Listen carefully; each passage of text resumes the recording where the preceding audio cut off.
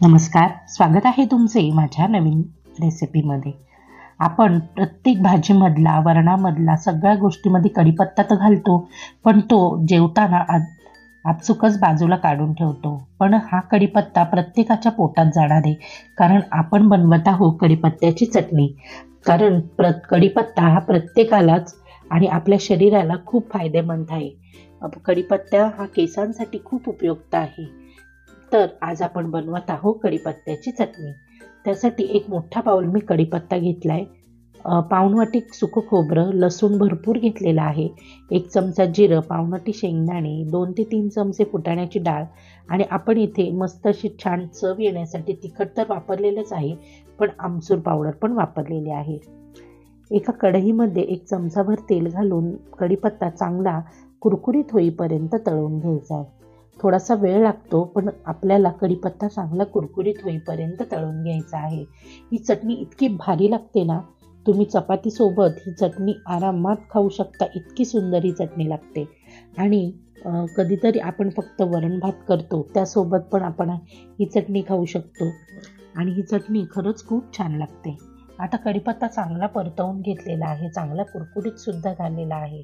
आता आपण हा बाजूला काढून घेऊ, थंड करून घेऊ आणि त्याच कढईमध्ये आपण अजून 1 चमचा तेल घातले आणि त्यामध्ये आपण शेंगदाणे तळून घेतल्यासारखं, म्हणजे भाजायचे आहेत आपल्याला, पण थोडंसं तेल घातलं ना तर छान खुसखुशीत होतील आपले, म्हणजे असं मस्त खमंग असे आपले हे शेंगदाणे तळले जातील आणि आपल्याला चटणीमध्ये थोडंसं चव चांगली लागेल, म्हणून आपण इथे शेंगदाणे 1 चमचा तेलामध्ये मस्त असे परतवून घ्यायचे. तर आपण शेंगदाण्यासाठी तेल वापरलेलंच आहे, तर सोबत आपण खोबरं सुद्धा घालणार आहोत.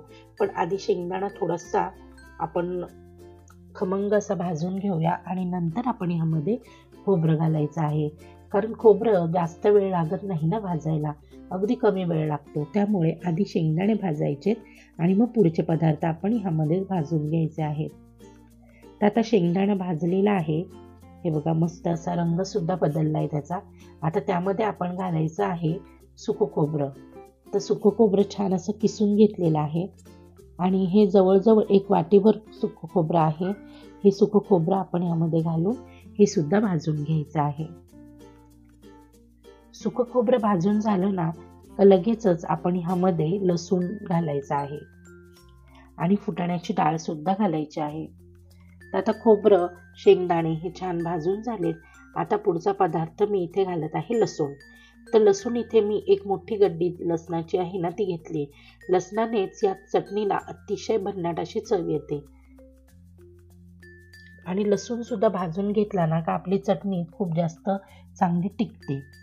आता इथे 2 चमचे मी फुटाण्याची डाळ घातलेली आहे. फुटाण्याची डाळ सुद्धा मस्त अशी भाजून घ्यायची. आता ही भाजलेलीच फुटाण्याची डाळ असल्यामुळे ह्याला जास्त वेळ लागत नाही. आता काय झालं, मी हे कढईत जेव्हा टाकलं तेव्हा व्हिडिओ आपली पॉज झाली, त्याच्यामुळे सगळं हे दाखवायला राहून गेलंय.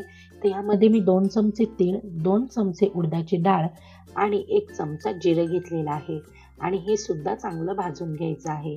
आधीचं जे शेंगदाणे वगैरे आहे ते काढून घेतलेत बाजूला, थंड होऊ द्यायचे. तोपर्यंत आपण हे डाळ, म्हणजे उडदाची डाळ घेतलेली आहे 2 चमचे, 1 चमचा जिरं आणि 2 चमचे तीळ. तर हे सगळं साहित्य आपण इथे एका प्लेटमध्ये काढून घेतलंय आणि जो कढीपत्ता सुद्धा आपला थंड झालेला आहे तो सुद्धा ह्याच प्लेटमध्ये काढून घ्यायचा आहे आणि इथे आपल्याला घालायचं आहे आमचूर पावडर.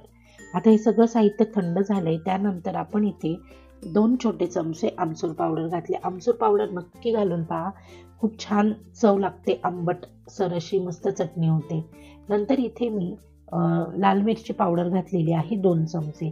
आता तुम्हाला किती तिखट हवं आहे त्या हिशोबाने तुम्ही इथं मिरची पावडर वाढवू किंवा कमी करू शकता. चवीपुरतं मीठ घातलेलं आहे आणि हे साहित्य सगळं थंड झालं का आपल्याला हे मिक्सरमधनं बारीक करून घ्यायचं आहे. आता हे साहित्य थंड झालंय आणि आता मी हे मिक्सरच्या भांड्यात अर्ध करून मिक्सरमधनं वाटून घेणार आहे. आता मी एका मिक्सरच्या भांड्यामध्ये, मिक्सरचं भांडं सुद्धा चांगलं कोरडं करून घेतलंय सुक्या कॉटनच्या कपड्याने.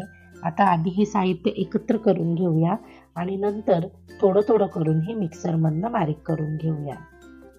तर ही कढीपत्त्याची चटणी बनवायला विसरू नका आणि नक्की बनवून पहा. ही चटणी आरामात 10 ते 15 दिवस तुम्ही एखाद्या एअर टाईट कंटेनरमध्ये जर ठेवली तर आरामात 10 ते 15 दिवस टिकते आणि खूप छान चवदार अशी ही चटणी लागते. तर जे चटणीचं साहित्य आहे ते मी मिक्सरच्या भांड्यात घेतलेलं आहे आणि मस्त अशी पावडर करून घेऊया.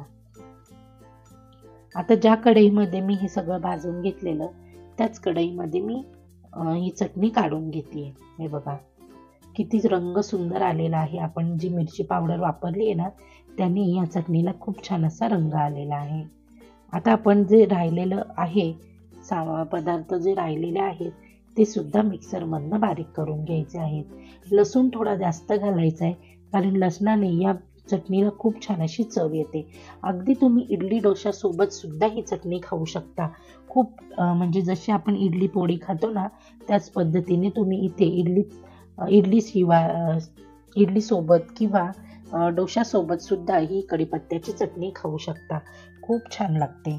आता हे सगळं जे दोनदा वाटून घेतले त्यामुळे हे सगळं एकत्रित झालं पाहिजे म्हणून आपण हे चांगलं एकत्र करून घेऊया. अजून कढई गरम आहे थोडी. ते काय होतंय अजून जर कढई गरम असेल ना तर गरम कढईमध्ये हे पुन्हा एकदा चांगलं मिक्स होईल, भाजून निघेल आणि मस्त भन्नाट अशी ही कढीपत्त्याची चटणी तयार होईल. आता ही चटणी तुम्ही एखाद्या एअरटाईट कंटेनरमध्ये ठेवून 15 दिवस आरामात खाऊ शकता. खूप चांगली टिकते.